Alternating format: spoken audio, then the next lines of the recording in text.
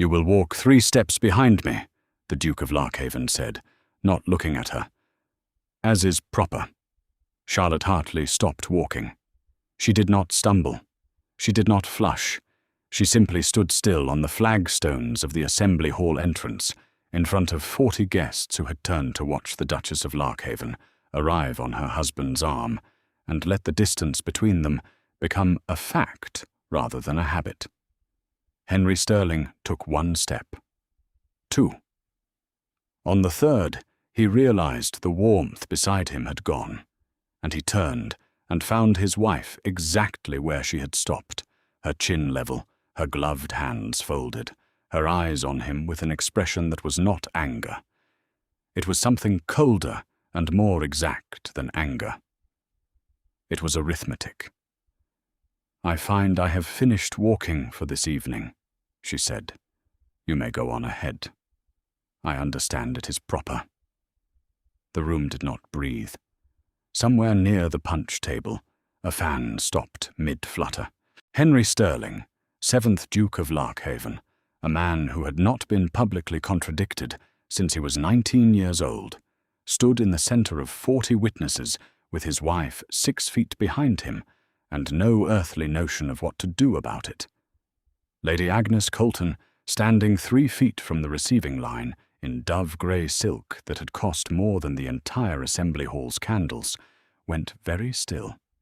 Her fan, which had been moving in the same slow, patient rhythm all evening, stopped mid-arc. She did not look at Charlotte. She looked at the guests, cataloguing, with the swift, practiced eye of a woman who had spent 31 years managing appearances, exactly how many of them had seen. All of them had seen. Henry Sterling stood in the space between his wife and his great-aunt, and for 1 unguarded second, his face showed something Charlotte hadn't seen it show before. Not anger, not embarrassment, but the particular blankness of a man realizing, in front of witnesses, that he did not actually know why he had said the thing he had just said.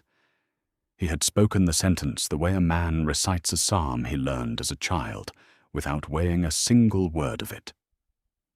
Now the words were standing in the room with him, and he did not much like their company.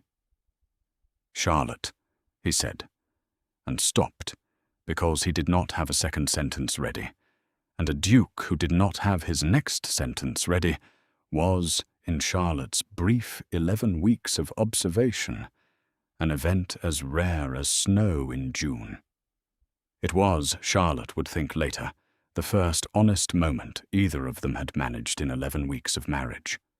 She had not come to Larkhaven Hall to be difficult.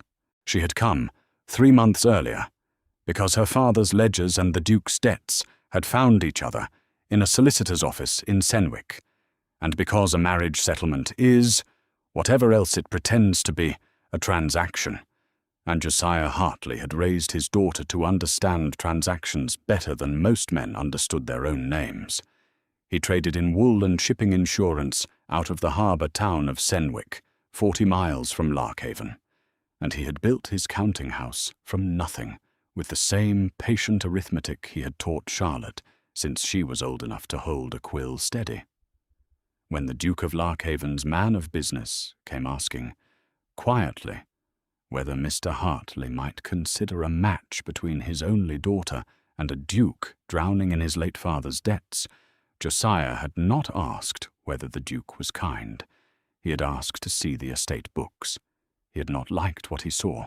He had sent Charlotte anyway, because the alternative was watching the man's dukedom collapse and the harbour trade with it, and because Charlotte, when she read the same books herself, had said only, "It can be saved.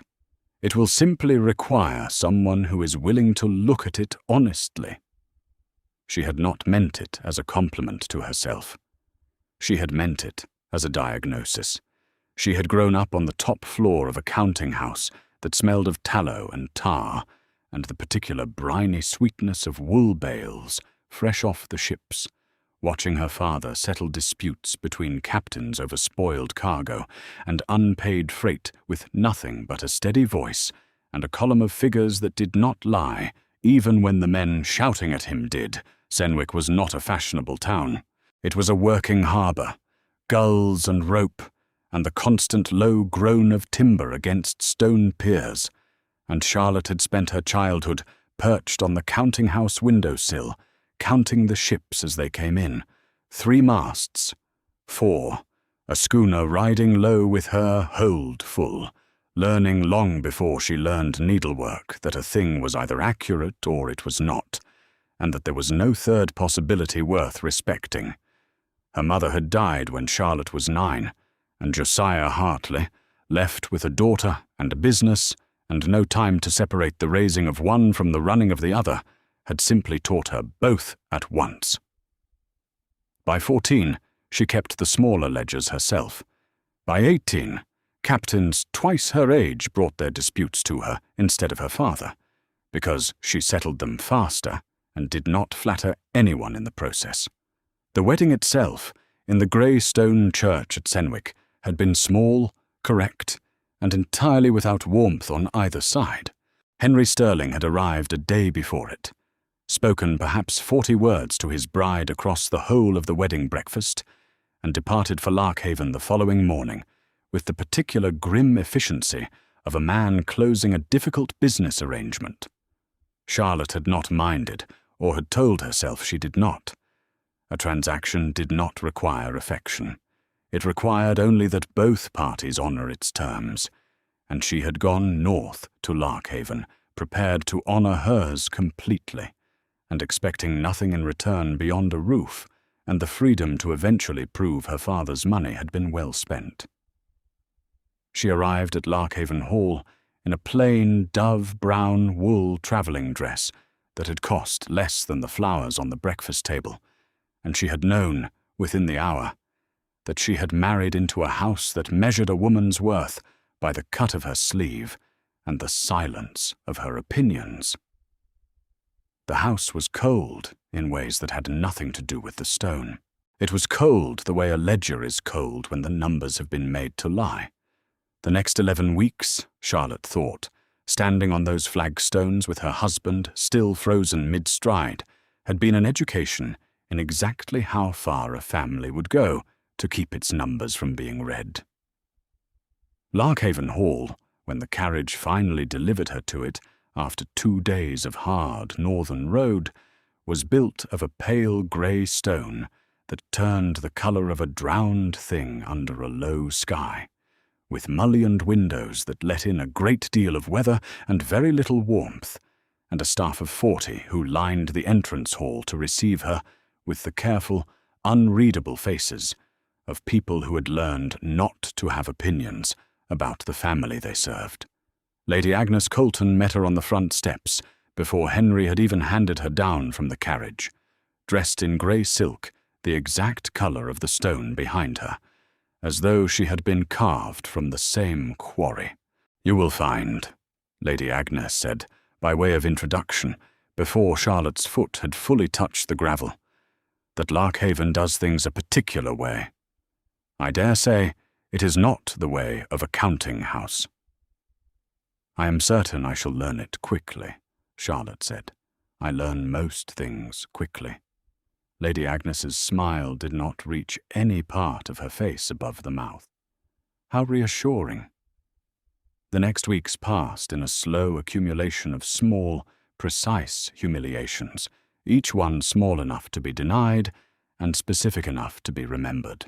She was seated at dinner below the salt, beside a spinster cousin nobody spoke to, while her husband sat at the head of a table he barely looked up from. She was informed, gently, by her husband's great-aunt, that a Duchess of Larkhaven did not visit the tenant cottages personally, did not correct the housekeeper's accounts, did not walk in the garden without a companion, and did not, under any circumstances that Lady Agnes Colton could imagine, speak first at dinner. "It is not that your opinions are without value," Lady Agnes told her on the 4th evening, in the tone of a woman explaining something to a child too young to be offended by it. "It is that a house such as this one has customs older than any opinion, and customs are not improved by being argued with. You will find it far more comfortable simply to learn them."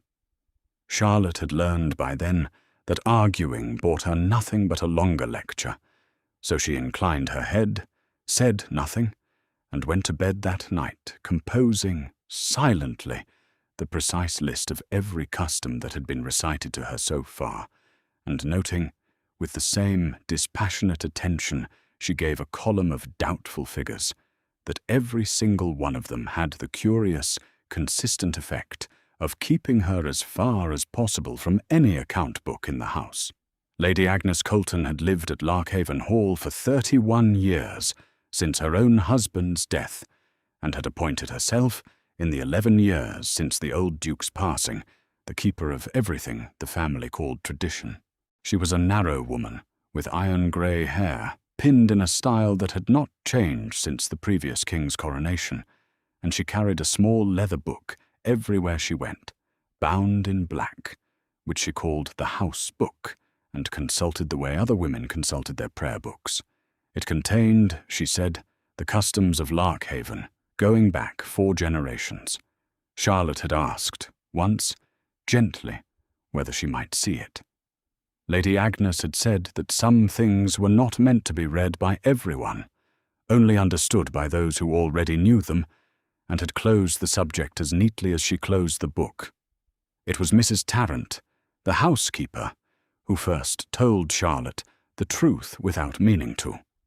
Mrs. Tarrant had run Larkhaven's household for 22 years, through 3 duchesses who had come and gone without leaving much mark, and she had the particular patience of a woman who had learned to survive Lady Agnes by appearing to agree with her. In Charlotte's 3rd week, finding her going over the household accounts alone in the estate office, at an hour when no one was meant to be awake, Mrs. Tarrant had not scolded her. She had brought her tea and sat down across the desk, uninvited, and watched Charlotte's pen move down a column of figures with an expression of quiet, cautious hope. "You read those the way your father must have taught you," Mrs. Tarrant said. "He taught me that numbers do not care who is looking at them," Charlotte said. "They only care whether you are willing to add them correctly." "There's some in this house," Mrs. Tarrant said, "who have been very unwilling for a very long time." Charlotte set down her pen. "You have worked here a great many years, Mrs. Tarrant." 22, Your Grace. "Under 3 duchesses before you. God keep them. Though I'll say none of them stayed long enough or asked enough questions to trouble anyone." She poured the tea with the unhurried economy of a woman who had done it 10,000 times. "You're the first that's come in here at midnight with a pen in her hand instead of a novel." "Should I not have?" "I did not say that." Mrs. Tarrant's eyes, sharp and pale, in a face that gave away nothing it had not decided to give, held Charlotte's a moment longer than was strictly necessary for a housekeeper addressing her mistress. "I said you were the first. I have thoughts on whether the house has been waiting a long while for someone like you. I keep my thoughts to myself, as a rule. It is how a body keeps her position in a house like this one for 22 years. And if I asked you to stop keeping them to yourself, just this once?" Mrs. Tarrant considered her for a long moment, weighing something Charlotte could not see the shape of.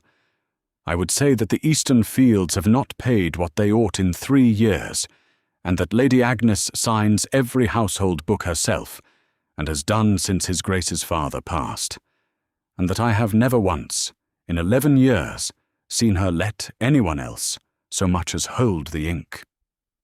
She did not say more that night, but she did not need to. Charlotte had already begun to notice the shape of what was missing. The tenant rents didn't match the ledger totals. The harvest income from the Eastern Fields, which should have risen steadily with the improved drainage Charlotte had heard the steward mention, had instead fallen for 3 consecutive years. Small sums, moved sideways, always explained by weather or wear, or the ordinary erosions of a working estate. and always, always signed off by Lady Agnes Colton, who had managed the household accounts, unquestioned, since before Henry was old enough to read a balance sheet himself. Charlotte did not confront anyone. She had learned that from her father, too. A suspicion, spoken aloud too early, only teaches the guilty to hide better. Instead, she began doing what she did best. She watched. She asked small questions that seemed like nothing. She spent her afternoons, when Lady Agnes believed her to be resting, walking the tenant lanes with a shawl over her plain dress and a notebook in her pocket, speaking with the farmers who worked the eastern fields, and what she found there did not match a single figure in the household ledger. She found Widow Prewitt's cottage first, a low stone dwelling at the eastern boundary, with a chimney that smoked poorly and a garden that had been kept with obvious, patient care despite it. The old woman was suspicious of her at first, as any tenant might be of a duchess appearing unannounced at her gate in a plain wool dress with mud already climbing her hem, but suspicion gave way quickly enough over a shared pot of chamomile and Charlotte's frank, unhurried questions about the drainage. 3 years now the ditch has run wrong, Widow Prewitt said, working a mending needle through a stocking, with hands gnarled but steady. My son told the steward twice, told him the water pool's behind the low wall, and drowns the barley roots before harvest. Steward wrote it down. Nothing came of the writing. Was money sent for it? So the household said. A grand sum, we heard, spent proper on new channels. The old woman's mouth twisted, not quite a smile. You may walk that ditch yourself, your grace, and see how grand a sum bought 3 feet of new stone and a great deal of nothing. Charlotte did walk it, that same afternoon, her boots sinking into ground that had no earthly business being as wet as it was in high summer, and she found exactly what Widow Prewitt had described, a channel begun with evident competence and abandoned, unfinished, exactly at the point where finishing it would have cost the most and shown the least. It was the kind of unfinished thing that revealed more by its absence than any completed work could have revealed by its presence, the way a sentence cut off mid-word tells you more about the speaker's nerve than the whole sentence would have. It was on one of these afternoons, walking the same ditch a second time with her notebook filling steadily, that she first properly spoke with Henry. She had not expected to find him at the drainage ditch above Cross Farm, coat off, sleeves rolled, arguing with the tenant farmer about whether the new channel needed to run east or south. She had not expected, either, that he would look up and see her standing at the field's edge in her plain brown dress with mud on her hem, and that instead of the cold correctness he wore at dinner, something in his face would simply, for one unguarded moment, look glad. You have escaped your companion, he said. I have no companion. Your great-aunt believes I should have one. I have found that the tenants make excellent company and ask for nothing but honesty, which I find restful. And what have they told you? She considered him for a long moment. She had learned by then that he asked few questions, and meant the ones he asked. That the eastern drainage was never properly finished 3 years ago, though the household books show the full sum was spent on it. Something crossed his face, quick and unwelcome, gone before she could name it. That is a serious thing to say. It is a serious thing to be true, she said. I am not accusing anyone. I am telling you what the ground tells me, since it seems the ledgers will not. He did not answer that directly, but he did not dismiss it either, and that, from a man who dismissed everything, was its own kind of answer. He walked the ditch's whole length with her that afternoon, asking the kind of exact, unhurried questions a man asks when he has finally decided a thing is worth understanding properly, tracing the abandoned channel with his own boot, crouching once to test the depth of standing water with his bare hand, as though he did not entirely trust his eyes to tell him the truth of it. He did not speak like a duke while he did it. He spoke like a man doing sums, which Charlotte found she liked considerably better. "The steward's reports say this was finished," he said, straightening, water dripping from his fingers. "I signed the payment for it myself." "Then either the steward lied to you, or someone lied to the steward." "Or both," he said, and something in his voice, flat and tired, told her this was not the first unfinished thing he had found on his own land that he had once believed complete. He looked out over the ruined channel for a long moment, jaw set, and Charlotte understood, watching him, that she was witnessing a man quietly re-adding a sum he had trusted for 11 years, and finding, for the first time, that it had never once come out right. By the time they turned back toward the hall, the sun going long and gold across the fields, something between them had shifted its footing, quietly, the way ground settles after rain. 3 evenings later, he found her in the estate office again, past 10, and instead of leaving her to it, he pulled a second chair to the desk and sat, uninvited, the way Mrs. Tarrant had once done, and asked her to show him how she read a column the way she did, so quickly, without seeming to labor over it at all. "It is not a trick," Charlotte said. "You simply learn to see which figures are doing work and which are only sitting there pretending to. A number that repeats too neatly, 3 years running, without ever once matching the weather or the harvest or anything real, is not a number. It is a decoration." He looked at the ledger a long moment, then at her. "My father never taught me to read them at all. He taught me to sign them. That is not the same skill." "No," he said. "I am beginning to understand that it is not." He was quiet after that, watching her trace a column with the end of her pen, and when he spoke again, his voice had lost the guarded formality it wore at dinner.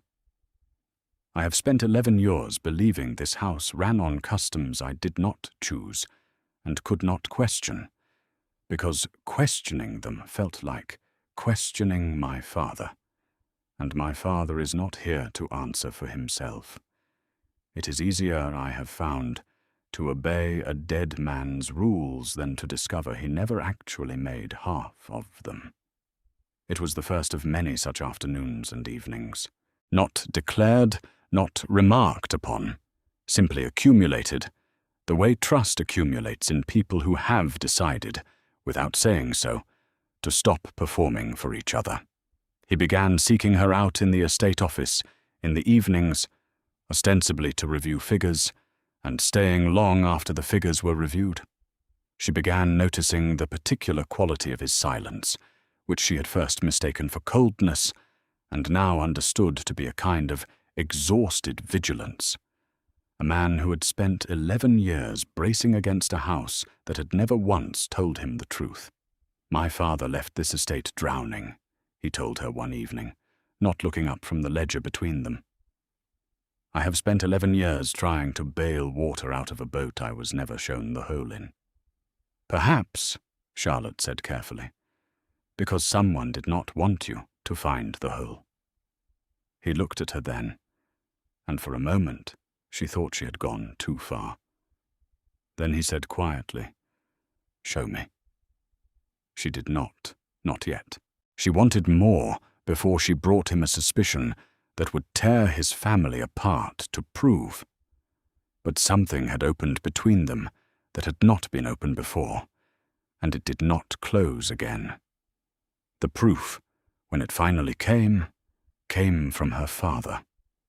Charlotte had written to Josiah Hartley 3 times since her marriage, careful letters that said little of substance, because she had learned quickly which letters left the hall unopened and which did not.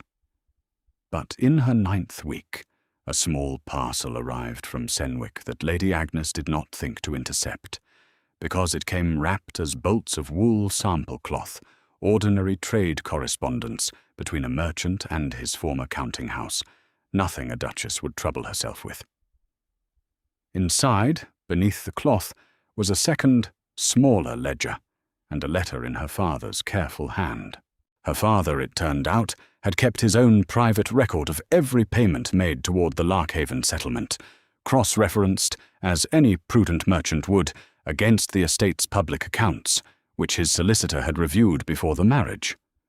Josiah Hartley did not trust any set of books he had not been permitted to check twice, and marrying his daughter into a family did not, in his estimation, excuse him from continuing to check. His letter was brief, unsentimental, and precise in the way only a man who loved his daughter through arithmetic rather than words could manage to be. "You once told me numbers do not care who is looking at them," he had written. "I find I taught you well, because you are the only person who has ever looked at these particular numbers and asked the right question of them. I enclose what I found. Do with it what a Hartley would do. Do not act on it until you are certain, and do not act on it alone." And in that private ledger, alongside her father's plain, damning notation, was proof that 3 years of harvest income from the eastern fields and 2 years of a coal royalty Charlotte had not even known the estate possessed had been diverted in small, careful, unremarkable sums into an account that did not belong to the Duke of Larkhaven at all. It belonged to Lady Agnes Colton. Charlotte read the entries 3 times, by candlelight, alone in her room with the door bolted, and felt none of the triumph she might have expected. She felt only the cold, settled clarity of a woman who has finally been shown the true shape of a thing she had already half suspected, which is its own particular kind of grief. She did not sleep that night. She sat by the window instead, watching the moon move slowly across the stone courtyard below, and thought about Henry finding the drainage ditch unfinished with his own hand, and about the particular tiredness in his voice when he had said his father was not here to answer for himself. She thought that the cruelest part of what Lady Agnes had built was not the money at all. It was that she had spent 11 years letting a grieving young man believe his own house was simply, unkindly, honest with him, when it had never once told him the truth about anything that mattered. What Henry did not know, and what Charlotte now understood entirely, was that the rule requiring a duchess to walk 3 steps behind her husband had no 4 generations of history behind it whatsoever. It appeared nowhere in any record before 11 years ago. It had been invented by Lady Agnes Colton in the year the old Duke died, and quietly enforced upon every duchess since, for a purpose so simple it was almost elegant. A woman kept 3 steps behind her husband in every room, at every dinner, on every public occasion, was a woman who could never be close enough to the account books or to the Duke's confidence to notice what was missing. Charlotte didn't confront Lady Agnes that night. She was her father's daughter, and her father had taught her that the worst mistake a creditor could make was collecting a debt 1 candle too soon, before every witness who needed to see it was in the room. In the days before the ball, Lady Agnes seemed to sense, without being able to name it, that something in the house had tilted away from her. She grew sharper in small ways, correcting Charlotte's dress at dinner, questioning her absences among the tenants, remarking once, with a thin smile, that a duchess who spent so much time in the estate office might be thought to be looking for something. Charlotte answered every barb with the same level courtesy she had offered since her arrival, and gave nothing away, because she had learned, from a lifetime of counting-house disputes, that the surest way to lose an advantage was to let your opponent see you counting it. She waited for the harvest ball.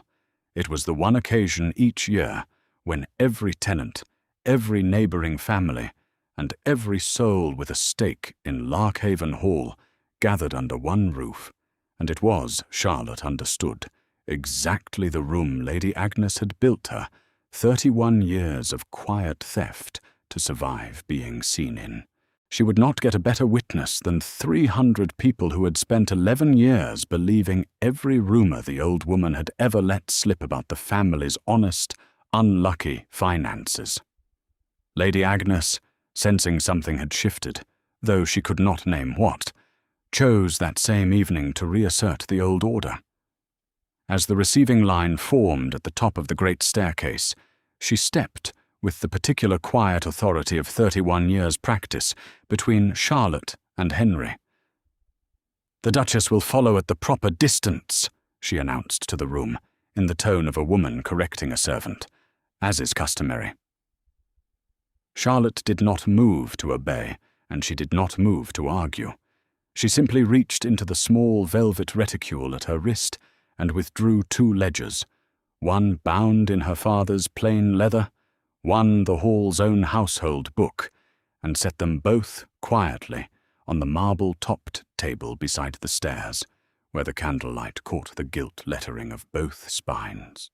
"I wonder, Lady Agnes," she said, in a voice pitched to carry exactly as far as it needed to, and no further, "whether you might explain to His Grace and his guests why the Eastern harvest income for the last 3 years appears in my father's private accounts and does not appear in yours, or why Larkhaven's coal royalty, which does not exist in this household ledger at all, exists quite clearly in a bank record bearing your name."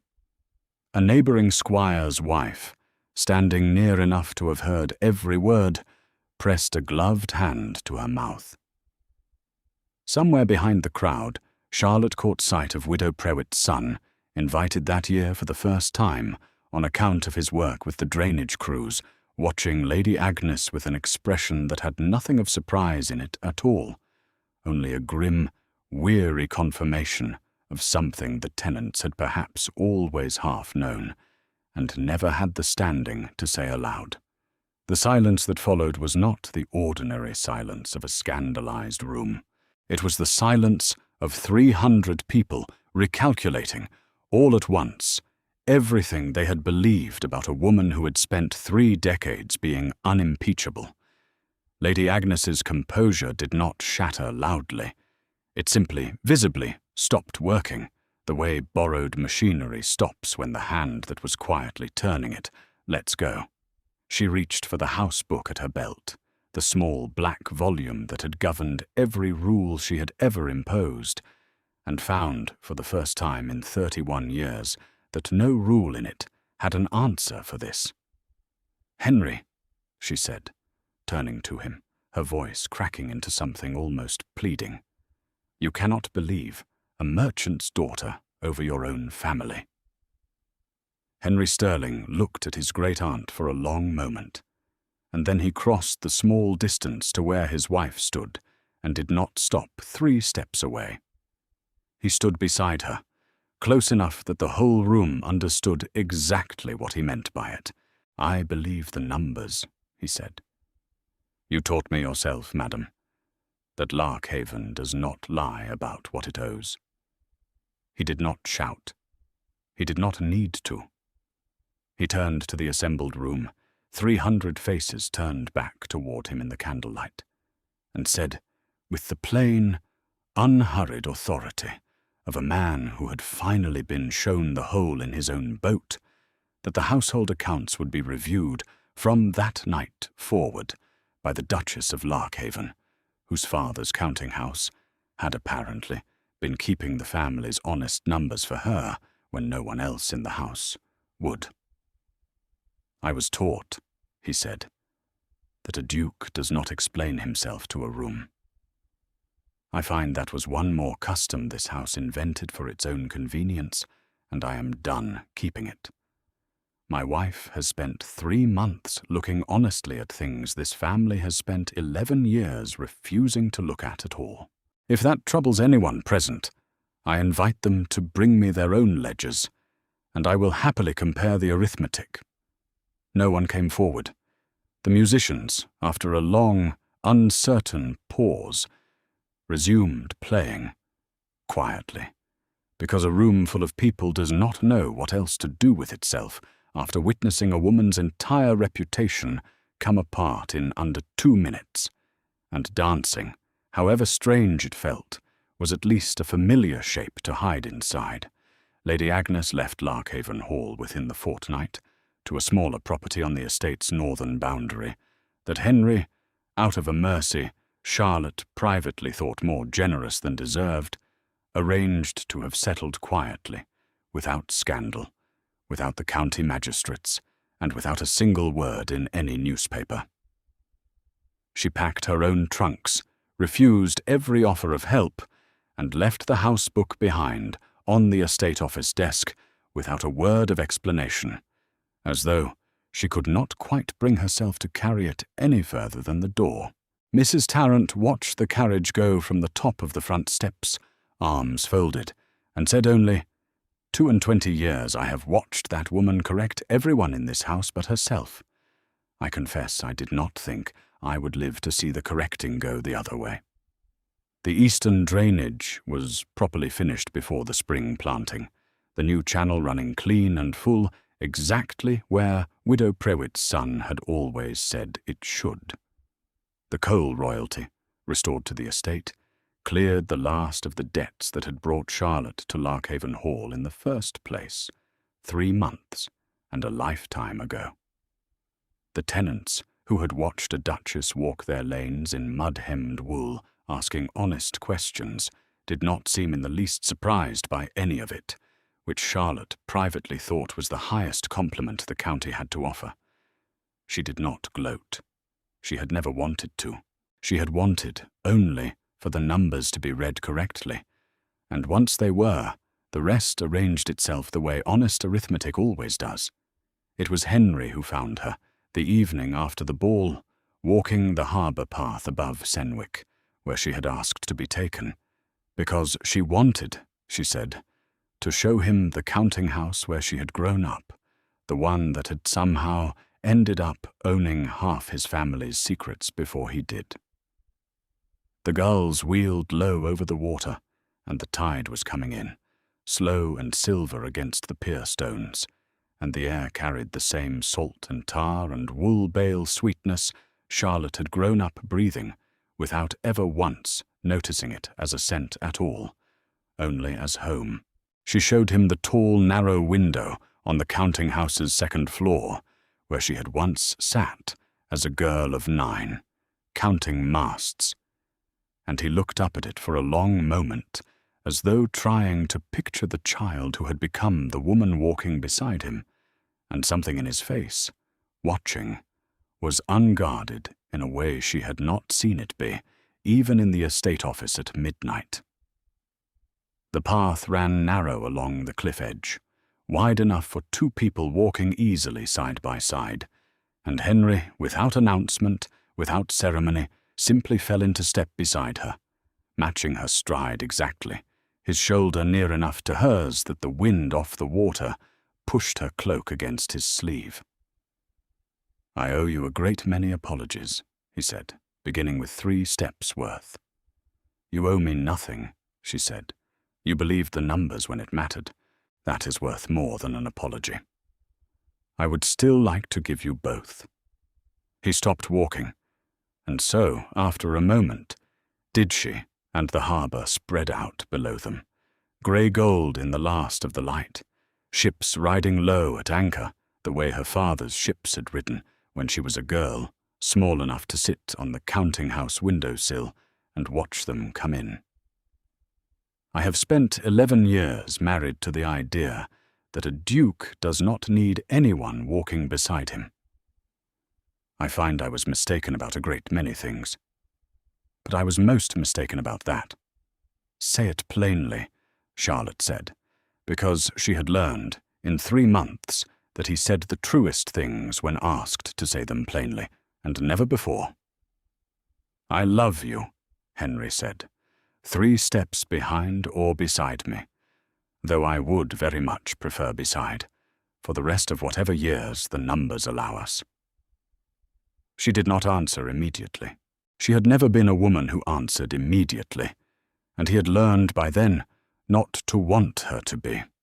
She looked out at the harbour a moment longer, at the ships and the gulls and the grey-gold water, and then she took his hand, deliberately, the way a woman signs a ledger she has checked twice and trusts completely, and they walked the rest of the path together, exactly abreast, all the way back to the lights of the hall.